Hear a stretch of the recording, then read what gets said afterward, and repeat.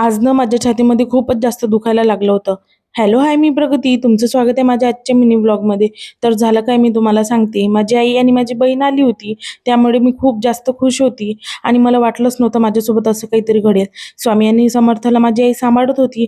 तितक्यातच माझ्या छातीमध्ये इतकं दुखायला लागलं, की मला टेन्शनच यायला लागलं, की आता काही मला अटॅक-बिटॅक येईल का? तर तसं तर व्हायला नव्हतं पाहिजे. पण आम्ही तरी हॉस्पिटलमध्ये गेलो आणि तिथं नंबर लावला. नंबर लावल्यानंतर माझा पहिलाच नंबर होता.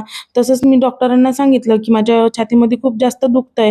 तर डॉक्टरांनी चेकअप वगैरे केलं. इथं जरी मी तुम्हाला नॉर्मल दिसत असेल, तरी माझ्या मनात वेगळ्या-वेगळ्या गोष्टी चालू होत्या. नंतर मग मेडिसिन वगैरे घ्यायला यांना पाठवलं, कारण डॉक्टरांनी सांगितलं तर सगळं नॉर्मल आहे, बघू उद्या काय होते तर. नंतर मग आम्ही घरी यायसाठी निघालो. घरी आल्यानंतर स्वामी आणि समर्थ खूप छान खेळत होते आणि इथं माझ्या सासूबाईचं आणि माझ्या आईचं उद्या जाण्यासाठी डिस्कस चालू होतं, तर तिथे गेल्यानंतर काय करायचं काय नाही म्हणून. नंतर मग आम्ही जेवण वगैरे करायला घेतलं. जेवताना पण माझ्या मनात तेच विचार चालू होते, काही झालं नाही पाहिजे म्हणून. आणि नंतर मी मेडिसिन वगैरे घेऊन घेतली आणि असा होता माझा आजचा व्हिडिओ.